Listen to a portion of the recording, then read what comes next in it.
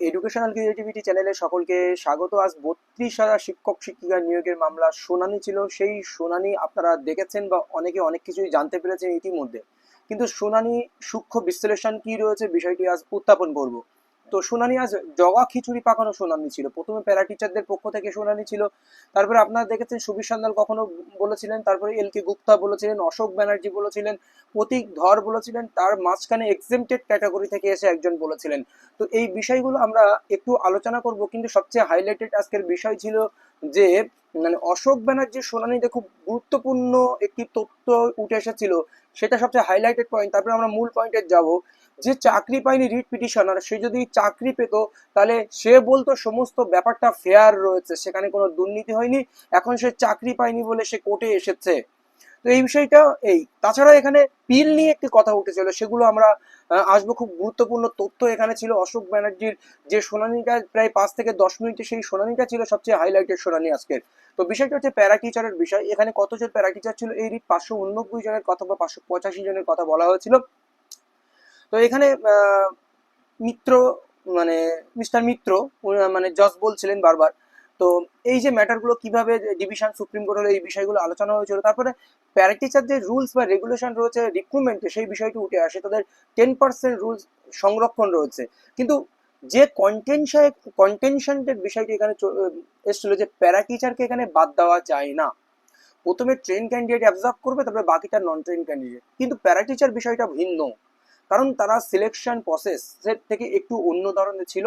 যেখানে বলা হচ্ছে অ্যাপটিটিউড টেস্টের জন্য এটি বাতিল হচ্ছে, অ্যাপটিটিউড টেস্টকে হাইলাইট করা হচ্ছে। জজ এর আগে শুনানিতেও কিন্তু অ্যাপটিটিউড টেস্টের কথাটি তুলে ধরেছিলেন। তো এখানে অ্যাপটিটিউড টেস্টকে যেখানে হাইলাইট করা হচ্ছে, সেই অ্যাপটিটিউড টেস্টে এদের হওয়ার কোনো প্রয়োজন ছিল না। Aptitude test equal to teaching experience প্যারা টিচারদের ক্ষেত্রে। তাহলে এই অ্যাপটিটিউড টেস্টের জন্য এই প্যারা টিচারদের কেন বাদ দেওয়া হয়েছিল? কিন্তু প্রথম দিকে আমরা দেখছিলাম যে জাজ বলছিলেন যে প্যারা টিচার ইজ চ্যালেঞ্জ, প্যারা টিচারদের কি চ্যালেঞ্জ করা হচ্ছে, বা রিট পিটিশনের মধ্যে কেউ প্যারা টিচার আছে? তো অ্যাডভোকেটের পক্ষ থেকে উত্তর আসে না, কোনো এখানে কোনো প্যারা টিচার বিষয়টি নেই। কিন্তু ওই অ্যাপটিটিউড টেস্ট নিয়েই কিন্তু এটা প্রশ্ন ওঠে, এবং অ্যাডভোকেট শেষে বলে লার্ন জাস্ট গো রং, তার জাজমেন্টই রং হতে পারে, কারণ এই বিষয়ের উপর দিয়ে উনি কিন্তু যাননি। এই বিষয়টা কিন্তু উঠে এসেছে। তো এবার ট্রেন নন ট্রেনের কথা বলতে থাকেন। সেখানে জজ বলেন যে আপনি আপনারা সঠিক পয়েন্টে আসুন, আপনি নিয়মের বাইরে চলে যাচ্ছেন, বা আপনার যেটা আছে সেটা আপনি বলতে পারছেন না। তো এছাড়াও তিনি বলেন তারা 2 বছর পর কিন্তু ট্রেন ক্যান্ডিডেট হয়ে যায়। তো এই সমস্ত বিষয়গুলো মূলত প্যারা টিচারদের হয়ে যিনি বলছিলেন, প্রথম দিকে জজ বুঝতে পারেননি বিষয়টা। জজ একটাও প্রশ্ন করেন, what is the definition of primary teacher, primary teacher ডেফিনেশনটা কি?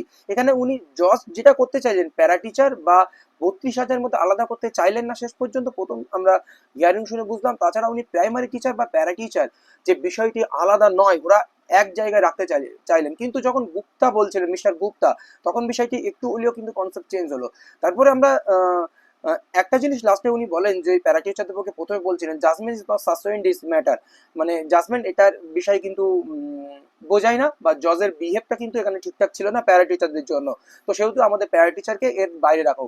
তারপরে আমরা দেখেছিলাম পশ্চাদের পক্ষে যিনি ছিলেন, তিনি সুবীর সান্যাল উঠে উঠে বিষয়টি ক্লিয়ার করতে চান, যে 42,000-এর মধ্যে 10% হচ্ছে প্যারা টিচার সংরক্ষণ, সমস্ত প্যারা টিচাররা এখানে চাকরি পেয়ে যায়। তাহলে আমরা যদি 42,000-এর মধ্যে প্যারা টিচারকে বাদ দিই 4,000, আর এদিকে 10,000 আমরা যদি ট্রেন ক্যান্ডিডেটকে বাদ দিই, তাহলে 28,000। সেই 28,000 বাতিল করে এই 4,000-কে রাখা হোক, এটা বলতে চাই।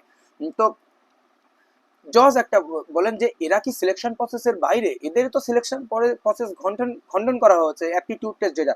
তখন সুবীর সান্যাল জোর দিয়ে বলেন, নো স্যার, নট সেম।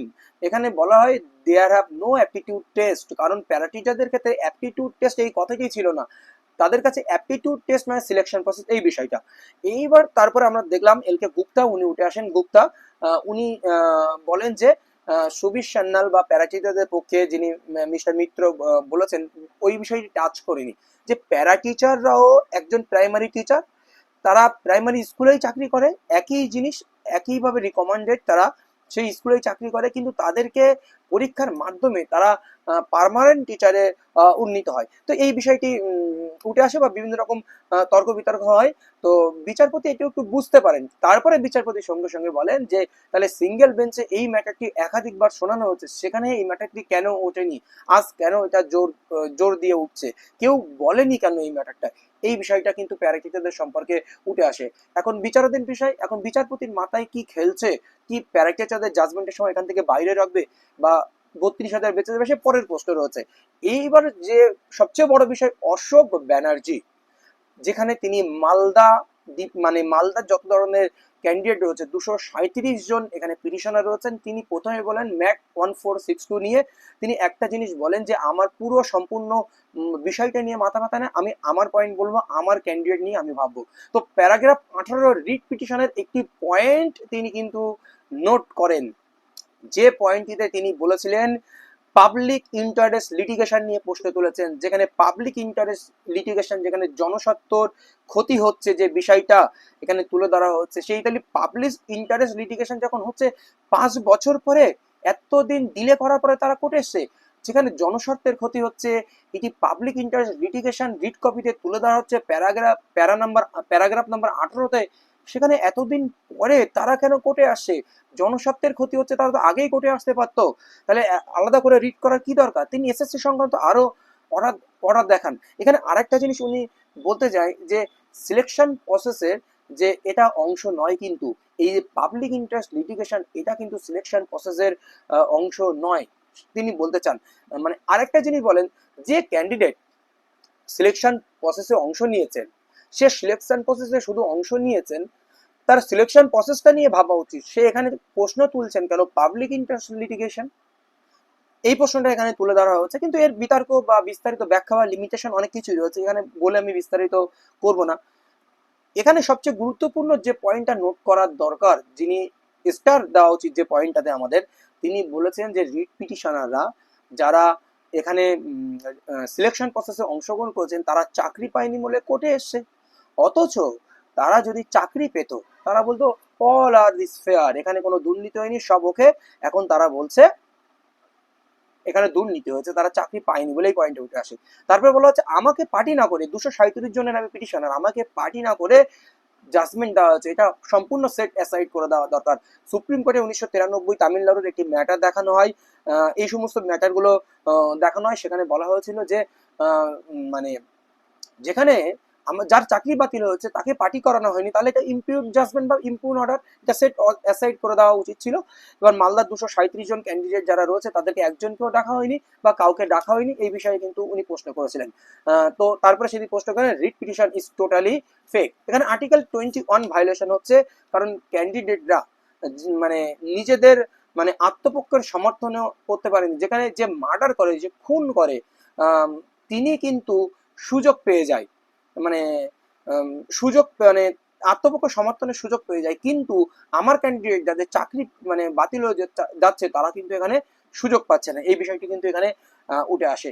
এরপর এক্সেমটেড ক্যাটাগরি পক্ষ থেকে এক অ্যাডভোকেট উঠে আসেন, তিনি বোঝাতে চান যে আমি এক্সেমটেড ক্যাটাগরি ক্যান্ডিডেট, যারা ল্যান্ড মানে ডোনার বা ফ্রিডম ফাইটার, তাদের ক্ষেত্রে এই এক্সেমটেড ক্যাটাগরি, এখানে তাদের মানে যে শূন্য পদ রয়েছে, সেই শূন্য পদটি টোটালি পূরণ হয় না, মাত্র 39 জন এখানে ক্যান্ডিডেট রয়েছে। তো এদের যদি অ্যাপটিটিউড টেস্টে 0 দেওয়া হয়, তাহলে কিন্তু এরা চাকরি পেয়ে যেত।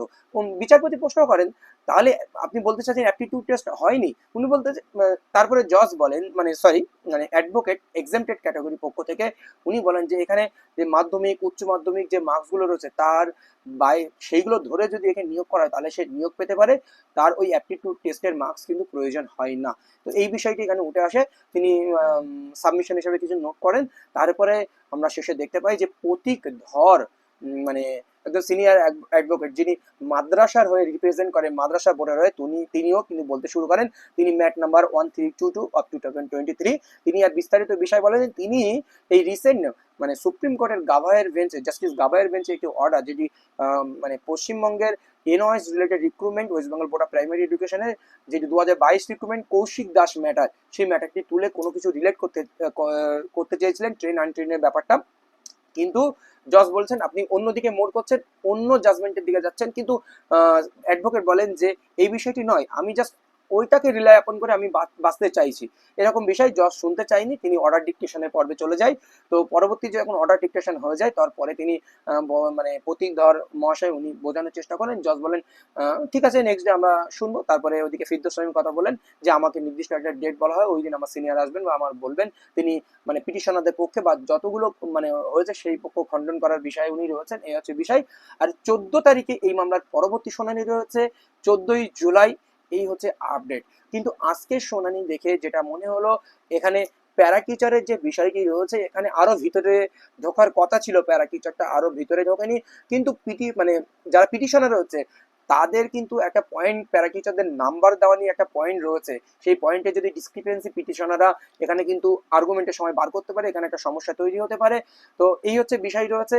আর যে বিষয়টি এখানে উঠে এসেছে যে অশোক ব্যানার্জি, যিনি সিনিয়র অ্যাডভোকেট অশোক ব্যানার্জি, যিনি বলেছেন এই পয়েন্টগুলো খুবই ভালো পয়েন্ট। যে পয়েন্টটা তিনি বলতে চেয়েছেন 18 নম্বর প্যারাগ্রাফ, যেটা হচ্ছে পাবলিক ইন্টারেস্ট লিটিগেশন, এই পয়েন্টটা এখানে গুরুত্বপূর্ণ বলে মনে করেছেন। তো উনি বেশ জোরে জোরে আর্গুমেন্ট করছিলেন। তো এই হচ্ছে আপডেট। পরবর্তী আপডেট আসলে অবশ্যই আপনাদেরকে জানানো হবে।